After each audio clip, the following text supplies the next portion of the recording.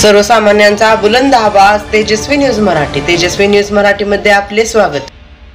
मराठा आरक्षणाच्या संबंधाने आपण सहज समजून घ्या की पहा, एक गोपीनाथ मुंडे एकच वंजाऱ्याचा आमदार होता, एकच. तो एकच आमदार होता तरी सुद्धा त्यांनी ओपन मधले वंजारी ओबीसीत आणले आणि ओबीसीतले वंजारी एनटीत आणले. मराठ्यांचे किती प्रतिनिधी होते? अरे सगळ्यात जास्त महाराष्ट्रात मुख्यमंत्री कुणाचे झाले? मराठ्यांचे.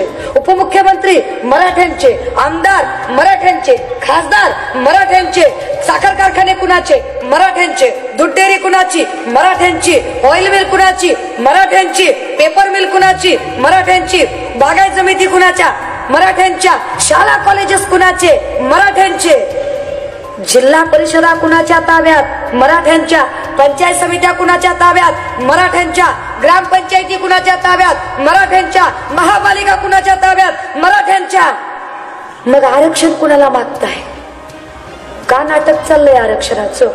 अरे जर सत्तेतच तुम्ही आहात तर कुणाला आरक्षण मागताय तुम्ही? आम्ही काय डोक्याला गोड तेल लावलंय का धोत्रावर इन करतोय? कळत नाहीये का काय चाललंय ते? काय काय चाललं होतं? अरे कालपर्यंत तर तुमची नाटकं चाललेली होती ना. कालपर्यंत कोणी श्रीमंत कोकाट्यांना विचारायचं की अहो जातीवादी विधान करणारा अण्णा जावळेचा काय संबंध मराठा महासंघाचा? तेव्हा कोकाटे सांगायचे मराठा महासंघ आणि मराठा सेवा संघाचा संबंध नाहीये. मग लोक प्रदीप साळुंखेंना विचारायचे अहो तुम्ही सांगा ती जातीवादी विधान करणारी शालिनी पाटलांचा तुमचा काय संबंध? ते म्हणायचे शालिनी पाटलांचा आमचा संबंध नाही. मग कुणीतरी खेडेकर साहेबांना म्हणायचं शरद पवारांचा आणि तुमचा किंवा तुमचा आणि जितेंद्र आव्हाडांचा काय संबंध? ते म्हणायचे आमचा आणि पवारांचा, आमचा आणि आव्हाडांचा संबंध नाही.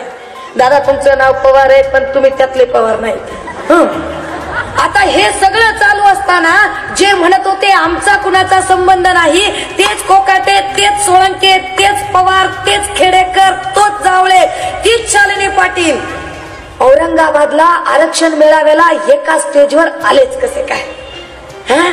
कालपर्यंत जातीवादी विधान करणारे जितेंद्र आव्हाड आज पुरोगामी भाषा करायला लागले. अरे काल नरेंद्र दाभोळकरांना लोकांनी गोळ्या घालून मारलं तेव्हा शरद पवारांना पुरोगामी महाराष्ट्राची भाषा आठवली नाही. एवढ्या सगळ्या लोकांवरती जातीय हल्ले झाले तेव्हा शरद पवारांना पुरोगामी भाषा आठवली नाही.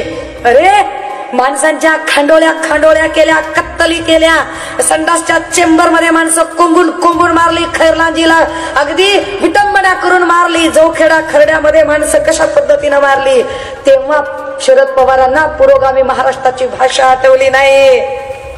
आणि जितेंद्र आव्हाडांना छोटासा गालगुच्चा काय कुणी घेतला? पवार साहेबांनी एक पत्रच लिहिलं पुरोगामी महाराष्ट्रावर एका गालगुच्च्यासाठी. देशभरातील नवनवीन बातम्या पाहण्यासाठी आत्ताच आपल्या तेजस्वी न्यूज चॅनलला लाईक करा, सबस्क्राईब करा, शेअर करा व पाहत रहा तेजस्वी न्यूज मराठी आणि रहा अपडेट.